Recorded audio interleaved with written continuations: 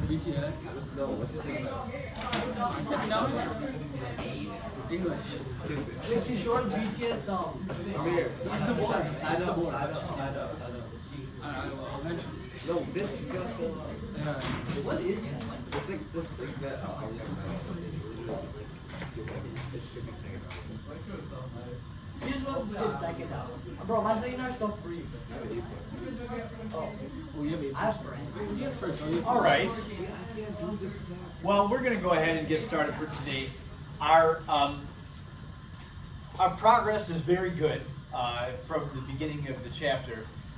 We have a lab tomorrow, and we need to make sure that we're ready for it. We're going to see if we can experimentally determine the integrated rate law for a reaction. Just a quick review of what we have done so far. There are three different rate laws that we can write for a reaction, three different possible mathematical equations that describe how fast a reaction is. And they would be, this is the integrated rate law. Oops, not those. It's going to depend on what the order of the reaction is. Remember, we had talked about order. The order tells how much the concentration affects the rate. Higher order does not mean a faster reaction. It just means how much of a role the concentration of the reactant plays on the rate. So we have zero order, first order, and second order. Now, for zero order, the rate law would be, now this is assuming we have this chemical equation. So A represents the reactant. The rate of the reaction is going to depend on the concentration of the reactant. So zero order, the integrated rate law looks like this. Very simple, concentration equals negative K, the rate constant, times time, plus the initial concentration. First order, it is a natural log function.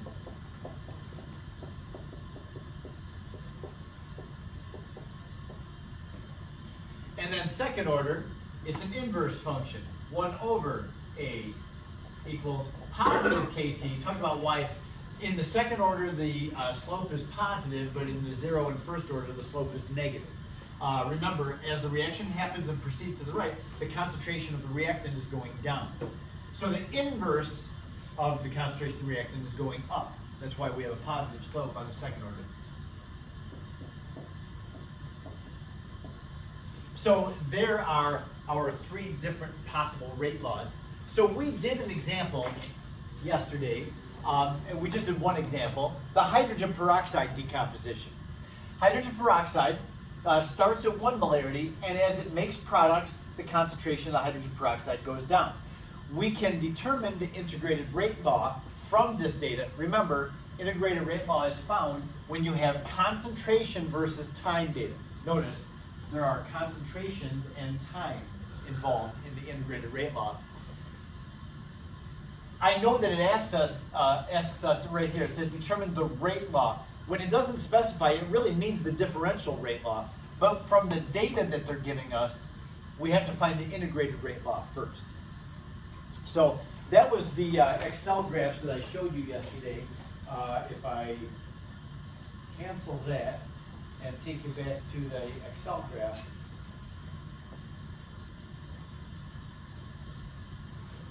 just waiting for our Apple TV to pop up here.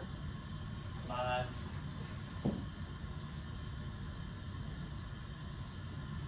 And it's going to be difficult.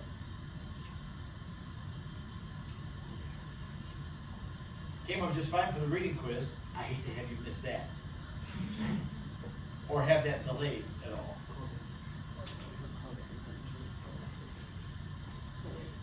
Oh my gosh. Well, here I wait.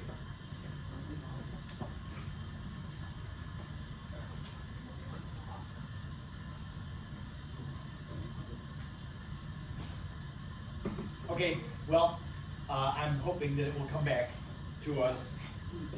I was just reviewing from yesterday too, so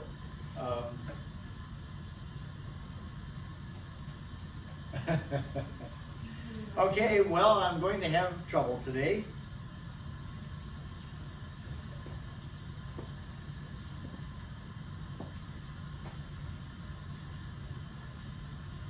This is just going to be one of those things.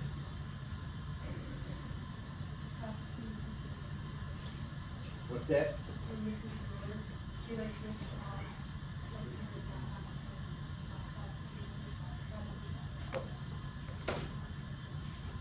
Okay, and it has just popped up now. So I'm going to take you back. Oh, I see, okay.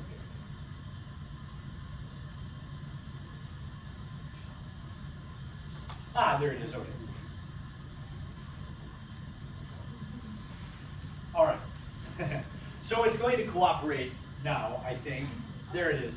So here's our integrated rate law graph for the hydrogen peroxide reaction. If you remember, the zero order, just straight up concentration versus time, is not linear. It's like parabolic, not parabolic, but like an inverse relationship. You can tell I'm not going to bring this back, but the second order rate law graph is not at all linear. However, the first order is quite linear with an R squared value, regression value, very close to 1. Remember, if it's exactly 1, that means that the data is perfectly linear. It's not perfect, but it's very close. So, yeah, we have the equation for the line, and we have determined from that straight line graph that this reaction is a first order reaction. Whichever one gives you the straightest graph, the most linear graph, is going to be, it's going to indicate what order the reaction was. Okay, so now we're going to do another example.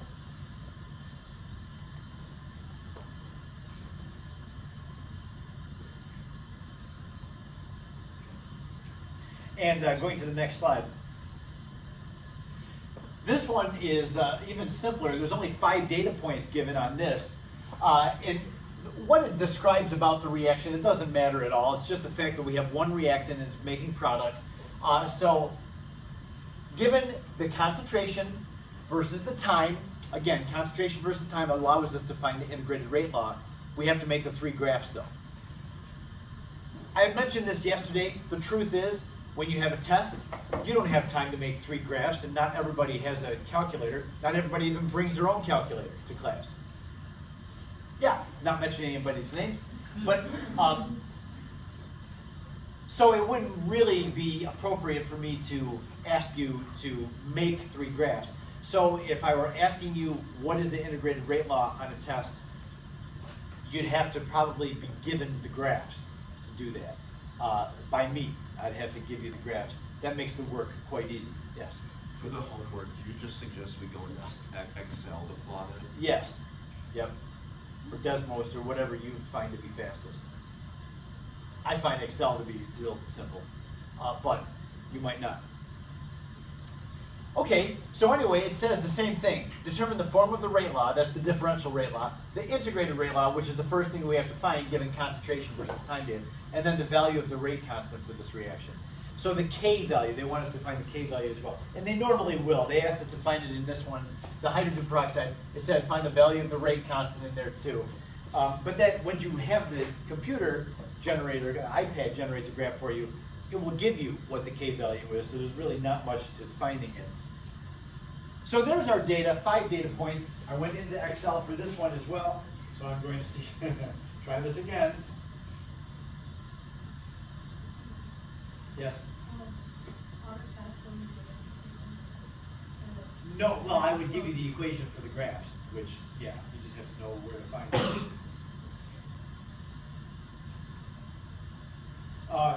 This is great. Now, once again, 302 is not coming up on the screen mirroring menu. Yeah. This is done. And I don't even have anything to refer you to unless this comes up.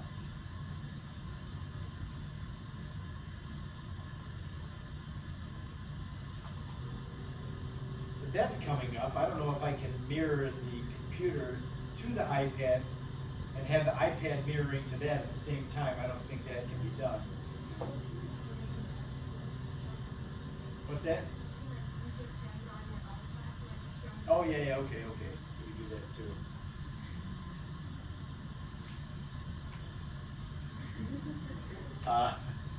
So let's see what just happened. Yeah. All right, so that's a no-go.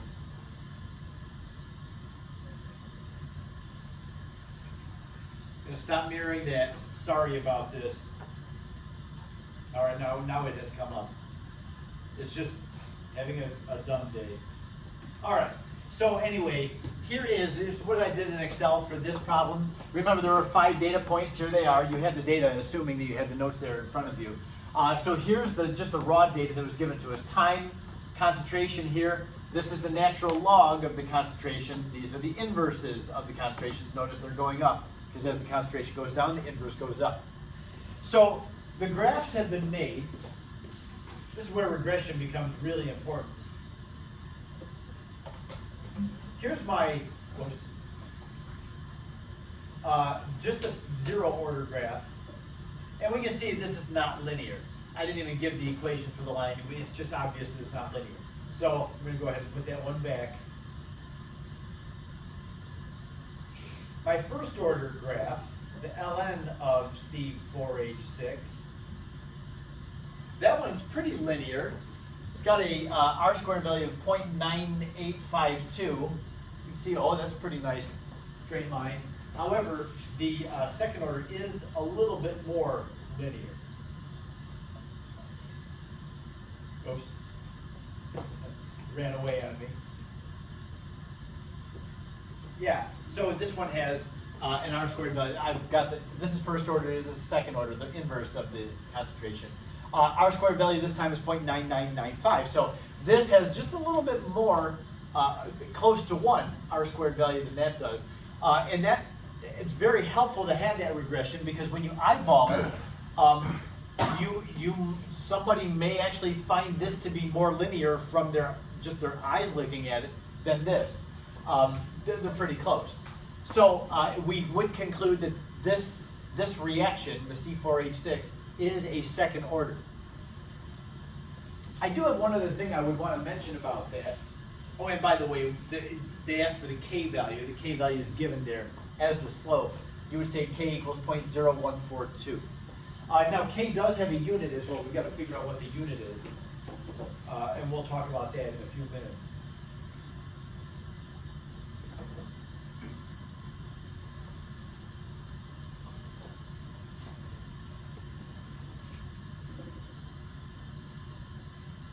And would you believe that now the RIM 302 is not coming up on iPad?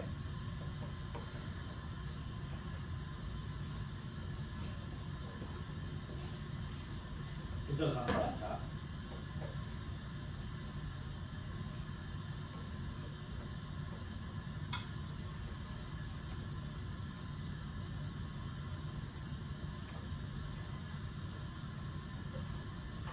Sorry.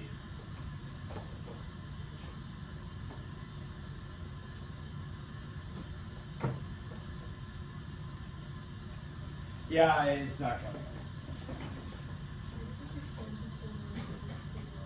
What's that?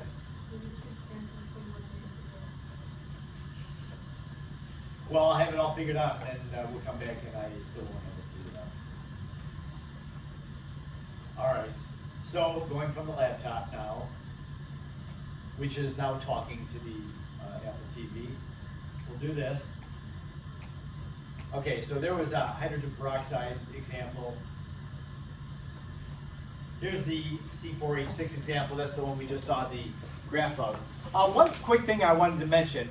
I did try to make a very clear point yesterday that you can't just look at a chemical equation and know what the order of a reactant is. I told you, hey, just looking at that, this is really badly pixelated, shoot. We've got a 2 coefficient in front of the C4H6. Does not automatically mean that it's second order. However, in this case, it happened to be second order. So sometimes it is true that the coefficient in the equation is actually the order of the reactant. It's not always the case, though. So don't just assume it.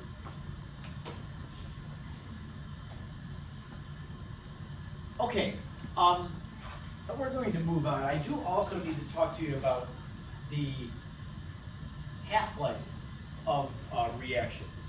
Half-life is a way of determining or measuring how fast a reaction is. Number one, the K value tells us how fast a reaction is. The higher the K value is, the steeper the rate law slope, and therefore the faster the reaction is. The faster the reactants are changing, the steeper the slope is. And therefore, the higher the K, the faster a reaction. In the same way, when we look at the half-life of a reaction, the half-life is going to also indicate how fast the reaction is. The shorter the half-life means the less time it takes for half of the original amount of reactant to get used up. So as let's say we have a reactant concentration that starts at 1 molarity. How long does it take for that 1 molarity to go down to 0.5 molarity? Then how long does it take for the 0.5 to go down to 0.25? That's the half-life. Every order, all three of these, have a different calculation of the half-life. What it says up here, at the half-life, when you hit the half-life, that means that your concentration of A is 1/2 of what it was at the beginning. The concentration of A is 1/2 of what it was at the beginning. It's nuts, this stinking iPad. I would really like to do this on the iPad. I want to show you how we derive the half-life formula for the different orders. And it's just not talking to the other. All right, well, I'm going to, let's see, do we want to do that? Yeah. I'm going to leave the first order up here because that's the one we'll start with. Oh, now I just erased part of it. Okay. I'm having a hard time. So a natural log of the concentration of the reactant equals negative Kt plus ln of the initial concentration. What I want to do is derive the half-life for the first order. I will admit that the first order half-life is on the equation sheet that you can use. The three order integrated rate laws are there. The first order half-life is there. The 0 and second order are not on the equation sheet. Don't quite know why not. You may have to use them, but they're not there. So you will either want to memorize them or be able to derive them. So let me just show you how to derive it, and it's not terrible. It's terrible if you haven't done logs yet in your math class, but if you have done them before, it's a pretty nice little derivation. So when you get to half of the original concentration, that means this concentration right here is 1/2 of what it was originally. So at the half-life,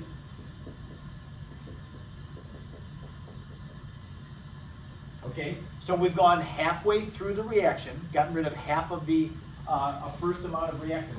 That means we're now down to the natural log of A0 divided by 2. That's what I'm saying here. The concentration of the reactant is now 1/2 of what it was at the beginning. Well, 1/2 of A0 is the same thing as A0 over 2. Yes? Yes. And that's equal to negative Kt plus the ln of A0. Okay, so what we want to do is we want to solve for the time on this. How long did it take for that amount to get cut to half of itself? So we need to solve for the time. That's what we're trying to solve for right there. So we need to get t by itself. First thing we do is get that other natural log, the log of A0, out of there. So subtract both sides by ln of A0. So we have ln of A0 minus 2, divided by 2, I mean, minus ln of A0, and then that's equal to negative Kt. So I just subtracted out the ln of A0. Now it's over on the left side. Okay, now those of us that have done logs, can we simplify log of A minus log of B? Yes, it's the same thing as log of A over B. Yes? Okay, so we can do that, and how nice. I see when I take that divided by that, I think that the A0s are going to cancel out. Yes? So it looks like this. ln of A0 over 2, all that over A0 is equal to negative Kt. Still trying to solve for that t, the time. How long does that take? Well, clean this up. The A zeros cancel. We have 2 in the denominator. So right now I have ln of 2 to the negative first power, because 2 is in the denominator, right? So the negative first power. That's equal to negative kt. What do I do with that negative first power? Make that the negative natural log of 2. When you have natural log of 2 to an exponent, that's the same thing as the exponent times the natural log of 2. So I'm running out of room. That's why I needed u. So it's going to be negative ln of 2 equals negative kt.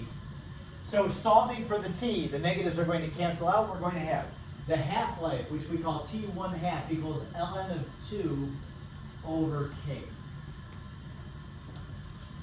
That is the half-life formula. As long as we have a first-order reaction, the half-life is, where is it?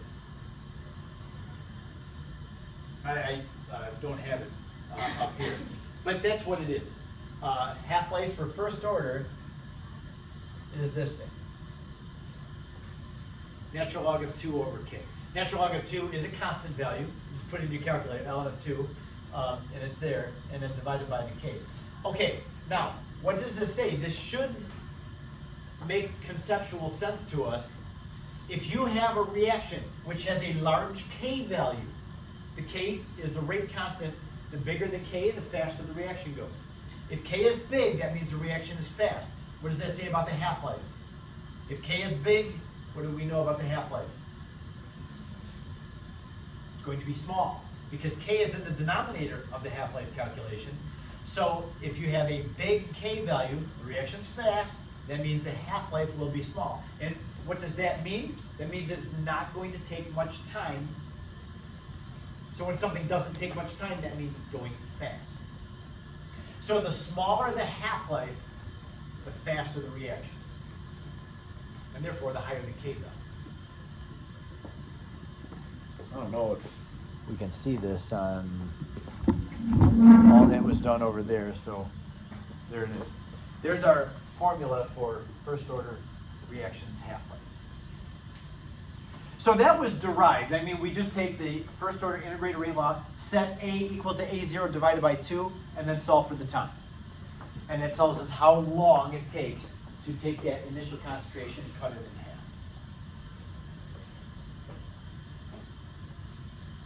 We could derive from the second order formula and the zero order formula what the half-lives are. I have just chosen to give them to you. They're up here. The half-life for second order is the half-life equals 1 over k times A0. So notice that the second order depends on what the initial concentration is. Zero order depends on the initial concentration as well. And notice for all three of these half-lives, k is in the denominator. So it doesn't matter what the order is, the half-life is inversely related to the k value. The bigger the k, faster reaction, the smaller the half-life, which also represents a faster reaction. So k is in the denominator every time, but notice the initial concentration does not show up at all for first order, but it does show up for second order in the denominator. So according to the second order, the bigger the initial concentration, the shorter the half-life. The bigger the initial concentration, the shorter the half-life. So the reaction, a second order reaction, will go faster if you have a higher concentration of the reactant. Over here for zero order, this is kind of interesting. The reaction actually goes slower the higher the concentration of the reactant. Because the initial concentration is in the numerator. So the higher the initial concentration is going to cause the half-life to be bigger. A big half-life means it takes longer. You have a bigger amount of time to cut that initial concentration in half. So there's our zero and second order. You can either memorize them or be ready to derive them if you need to use those half-lives on a test. I know for sure there are half-life questions about second and zero order in the homework exercises, so you're going to have to get used to these calculations.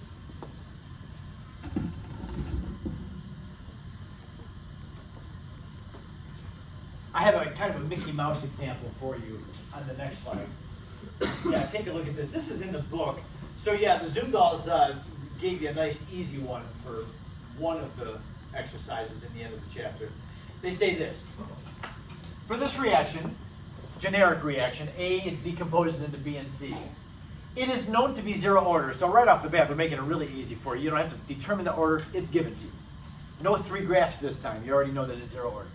And it has a rate constant, a K value of 5 times 10 to the negative second, molarity per second. By the way, the unit on K is going to be important. When you have a zero order reaction, K's unit is going to be molarity per second. I don't have the rate law equations up there anymore, but that's something that we'll want to know or be able to figure out, is that when you have a zero order reaction, K is in molarity per second. It says an experiment was run at 25 degrees in which the initial concentration is 1 times 10 to the negative third molarity. So, 2 things. Part A, you can't get this wrong. Write the integrated rate law. If you know that it's zero order, then just write out the integrated rate law.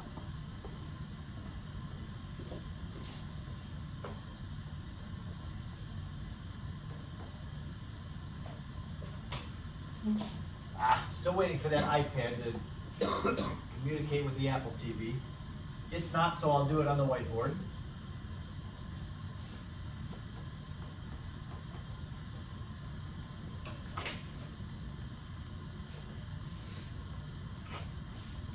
Okay, so since it's zero order,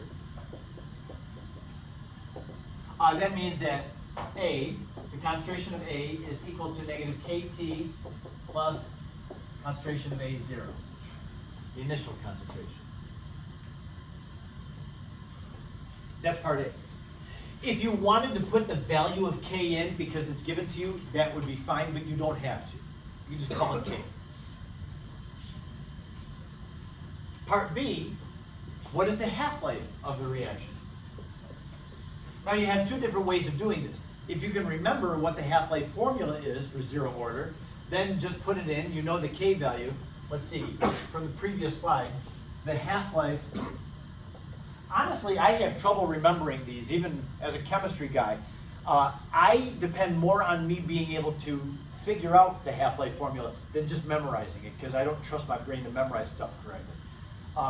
So yeah, I have no trouble at all putting the A0 divided by 2 in for this, and the K that I know, and the A0, and just solve for the T. That doesn't bother me at all. But there is a formula for this. A0 over 2K, right? Okay. So A0 we know, it's 1 times 10 to the negative third. And 2 times K, which is given to us, 5 times 10 to the negative second. And if my eyes don't deceive me, it looks like it's going to be a 1. The denominator and the numerator look like they're the same thing. No, they don't. No. This is going to be 1 times 10. It's going to be 1 over 100. 0.01. This is 0.01. Thanks. I went the wrong way with my exponent on the 10 there when I thought it was 1. Yeah. So 2 times 5 is 10, right? And then we get to the power of 10 to the 10 to the negative 1. So yeah, it's 0.01 seconds for the half-life.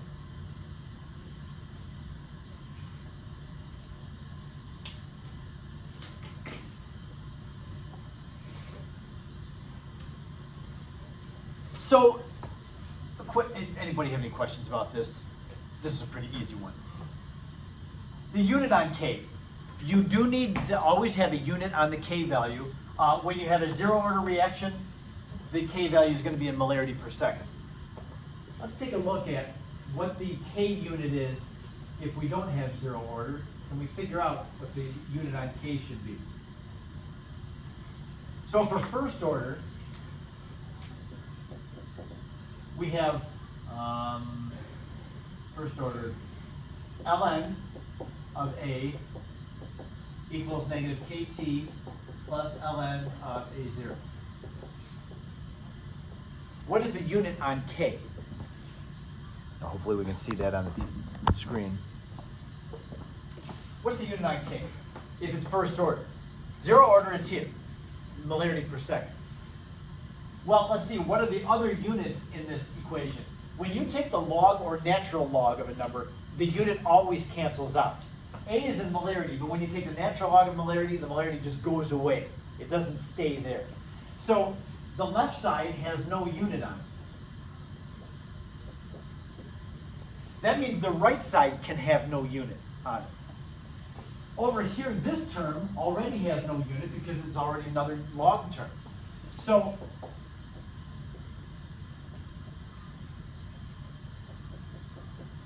I need to make sure that my K unit cancels out the time unit on this, in this calculation right here, the K times the T. Since the left side has no unit, the right side can have no unit. What does it have to be? The time is in seconds. So what does the unit on K have to be? 1/2. It's 1 over seconds. Yeah, it's just 1 over seconds. So that the seconds and the time cancels out the seconds in the K unit. So when you have a first order reaction, K's unit is going to be 1 over seconds. Yes? Don't they call that Hertz on the equation sheet? Yes. Yes, that's known as Hertz. Yep.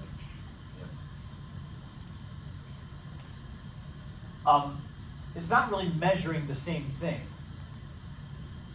I don't think. I don't know if we would ever like find some commonality between a rate constant and the unit of frequency. Hertz measures frequency, like how many waves are happening per second, which is 1 over seconds. Yeah, so I don't really know.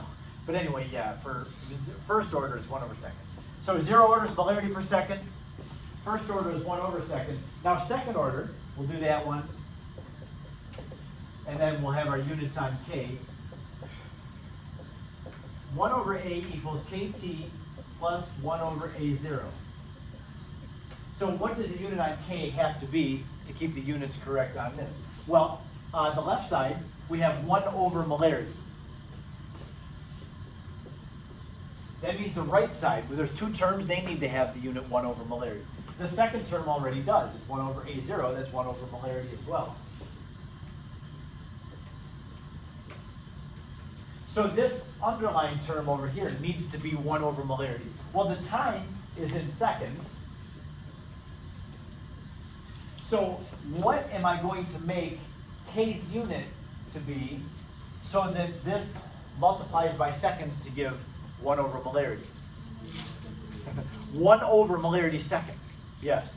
It's a weird unit. These are strange non-physical units, but that's what they have to be. So know that K's unit depends on the order of the reaction. 0 order, molarity per second. First order, 1 over seconds. Second order, 1 over molarity seconds. We see a pattern? There should be a pattern. There's 1 more molarity in the denominator every time we go up in order. There's 1 more molarity in the denominator every time we go up in order. So we'll work more on that, but one of the things that I'll ask you to do in the lab, we're going to talk about the lab here right now, is you're going to have to give the rate constant with the unit. And so, yeah, we'll have to know what the order is to find the unit. Oops. Okay, so let's go to the lab. Just a couple minutes left. Very simple procedure. Your procedure in total is going to take you about 10 minutes. 10 minutes to go to your lab station, gather your things, and your things will already be at your station. Put them together, put them into the spectrometer. You will be done with the entire procedure within 10 minutes. That's assuming that you don't have to wait for a spectrometer. You may have to wait for a spectrometer, which is going to add a couple minutes to your lab. But literally a couple minutes. So you're going to have a lot of time tomorrow to try to work out the graphs. You're going to have to make the 3 graphs and determine what the order is. here's the experimental part. This is what we do to gather our data. You're going to have a beaker, measure 50 milliliters of water into your beaker. Then you're going to add a drop of green food coloring. It's going to make a very dark green solution with 1 drop of food coloring and 50 ml of water. Nice deep green color.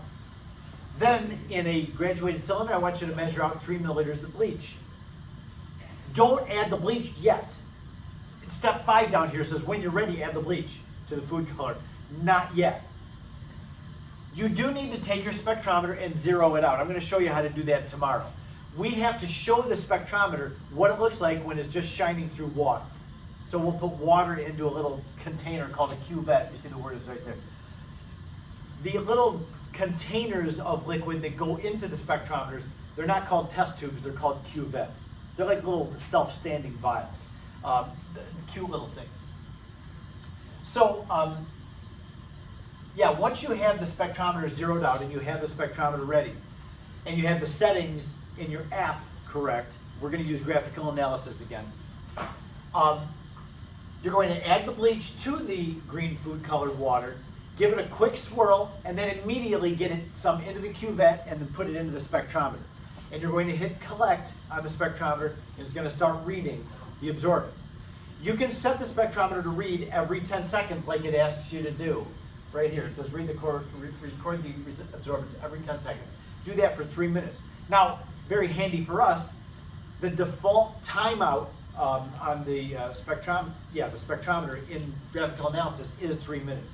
So you don't have to set an ending time to it. You can just let it go the 3 minutes that it always would. Make sure that you have the wavelength correct. And also, you're going to need to make sure that graphical analysis will make a data table for you. Not only is it going to make a graph for you of what the absorbance is doing, but have it give you a data table. We're going to need what the absorbance is every 10 seconds. We'll have concentration versus time data. That's what you're going to use to make your 3 graphs. The graphical analysis will make the zero order graph for you because it's going to be graphing the absorbance versus time. I don't have it up here, but that's what the zero order graph is.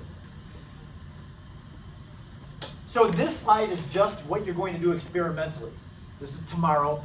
Like I say, this is going to take you about 10 minutes in total.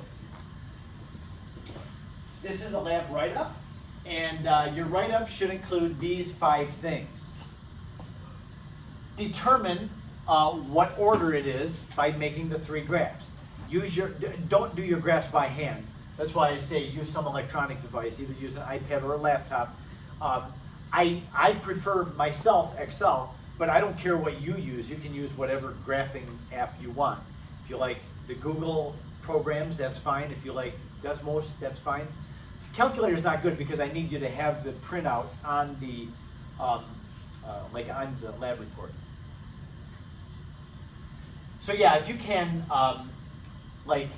copy your graphs into your calculations and graphs section of the lab report, that would be great. Identify the order, either 0, first or second order. Yes, Arv? Will this lab have to be online then? If you want to copy the graph pictures? You're going to have to take a PDF of it. If you can insert the graphs into your PDF, that would be fine. Do you know how to do that? Yeah. I think you can. I think you can figure that out. Yeah. So yeah, like if you wanted to do it on paper and then take a PDF of your handwritten thing and then submit or insert the images into it, yes? Could you just do your lab report on like Notability? Of course, that's, yeah, what I wonder if most people will do is just do the lab report on Notability or something electronic, and then it would be easy to copy and paste the graphs into that way. So yeah, we're doing all these things, the half-life, the rate constant, including the unit of the rate constant. And then I had just one other question for you within. You have to use the integrated rate law equation to answer number 5. Just one last quick thing. We don't know, they don't publish, the people that make food coloring do not publish 2 things. They don't publish what the molecule actually, the structure of the molecules is like copywritten. It's patented. We don't know what those food coloring molecules are. I've looked and looked and looked online to try to find the food coloring actual molecular structure. I can't find it. So we don't know, number one, what the molecule is that makes up food coloring. Number two, they don't even tell us what the concentration is. So you're not going to know what the concentration is. So you're going to have absorbance of light data. I want you to assume that the absorbance that you get from the spectrometer is the molarity. Just assume that the absorbance is the molarity. So you're going to treat the absorbance as if it's molarity. So when you're making your graph, the values you got from graphical analysis are absorbance, but you're just going to call them molarity, okay? Because of Beer's law, I don't have that up here anymore either. Beer's law is the fact that absorbance is directly proportional to concentration, so we're just going to make them equal in this thing. They're not really equal to each other, but we're going to make them equal to each other. Yes? Wouldn't that just make the graph like y equals x? Because it's concentration versus concentration. No.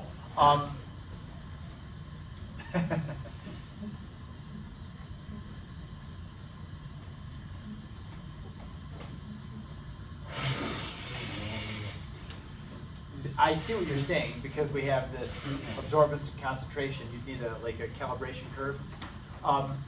It doesn't actually make just a y equals x graph. What it does is, because the slope is not necessarily 1 for that graph. But since we don't know what the concentrations are, we're just going to substitute the absorbance for the concentration. So whenever we get as the absorbance, we're going to use that as our Yes, C just value. put an M on the end of it. Yes, that's right. Yep. Yep. Was I going to say one other? I don't think so. I think that's it for today. So yeah, we'll have lots of time tomorrow to work on making the graphs. The lab is going to be due on Thursday night. So you'll have tomorrow to work on it and Thursday. Not really during class. I can't give you much time during class on Wednesday. No, tomorrow's Wednesday. Not much time on Thursday in class. I maybe can give you like 10 minutes, but not much more than that. Okay. So yeah, be as productive as you can tomorrow.